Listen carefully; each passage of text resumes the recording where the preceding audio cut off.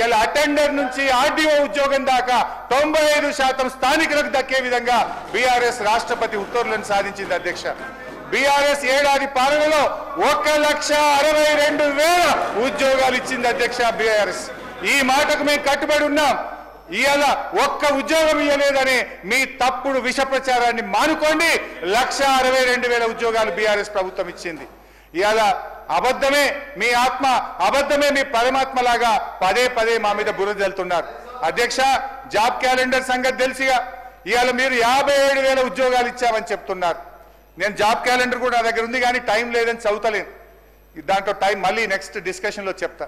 57,000 ఉద్యోగాలు ఇచ్చామని చెప్పారు అధ్యక్ష. ఎంత అబద్ధం అధ్యక్ష. ఈ 57,000 ఉద్యోగాల్లో ఉదాహరణకు అర్థం కావడానికి ఒక్క మాట చెప్తా అధ్యక్ష, ఒక్కటే ఒక్క మాట చెప్తా అధ్యక్ష. ఉదాహరణకు కానిస్టేబుల్ యొక్క నియామక ప్రక్రియ చూద్దాం అధ్యక్ష. 17,516 కానిస్టేబుల్ ఉద్యోగులకు ఎప్పుడు నోటిఫికేషన్ ఇచ్చాం అధ్యక్ష? ఏప్రిల్ 25, 2022 నోటిఫికేషన్ ఇచ్చాం. ఆగస్టు 28, 2022 ప్రిలిమినరీ టెస్ట్ పెట్టాం. డిసెంబర్ 8, 2002 ఫిజికల్ టెస్ట్ పెట్టాం. ఏప్రిల్ 23, 2023 ఫైనల్ రిటర్న్ టెస్ట్ కూడా మేమే పెట్టాం అధ్యక్ష. సెలక్షన్ లిస్ట్ కూడా అక్టోబర్ 4, 2023 నాడు ఇచ్చాం.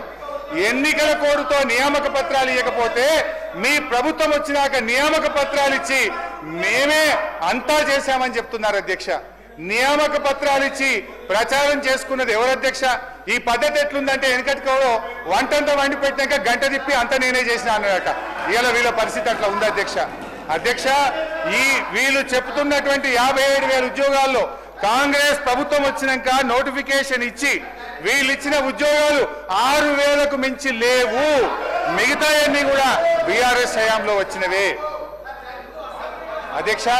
బీసీ సంక్షేమం గురించి అధ్యక్ష బడ్జెట్లో అధ్యక్ష బీసీ సంక్షేమంలో ఏడాదికి వీళ్ళు కామారెడ్డి డిక్లరేషన్ లో బీసీలకు ఏడాదికి 20,000 కోట్లు ఇస్తామన్నారు. బీసీ సప్లైని ఇస్తామన్నారు. 42% ప్రభుత్వ కాంట్రాక్ట్ లో వాటా ఇస్తామన్నారు అధ్యక్ష. కామారెడ్డి డిక్లరేషన్ లో చెప్పిన ఏ ఒక్కటి కూడా అమలు కాలేదు. ఈ బడ్జెట్ లో పెట్టింది కేవలం 11,000 మాత్రమే. బీసీలకు 2వ విడత గొర్రెల పంపిణీ చేస్తామని మాట తప్పారు. ముదిరాజులకు గంగపుత్రులకు ఉచిత చేప పిల్లలిచ్చి ఉపాధి పెంచింది కేసీఆర్. 650 కోట్లతో మత్స్యకారులకు పనుమట్లిచ్చింది బీఆర్ఎస్.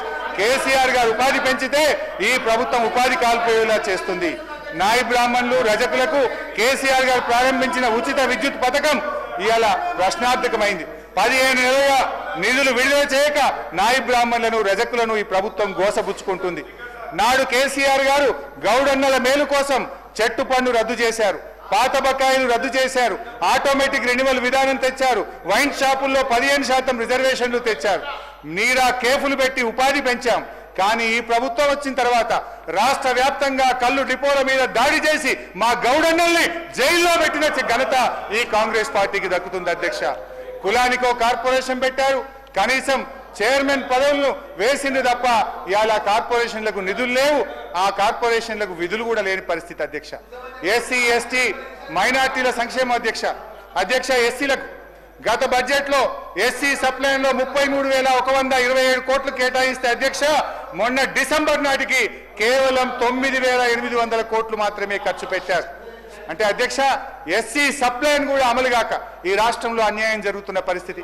అంబేద్కర్ పేరు పెట్టినందుకన్నా దయచేసి అమలు చేయండి అధ్యక్ష. దళిత బంధు పథకం అమలు కావడం లేదు అధ్యక్ష. ఏడాది కాలంలో దళితుల సంక్షేమం కోసం ఒక్క కార్యక్రమం కూడా ప్రారంభించలేదు. బట్టి గారు బడ్జెట్ లో అంబేద్కర్ కొటేషన్లు బాగా చెప్పారు. చాలా సంతోషం.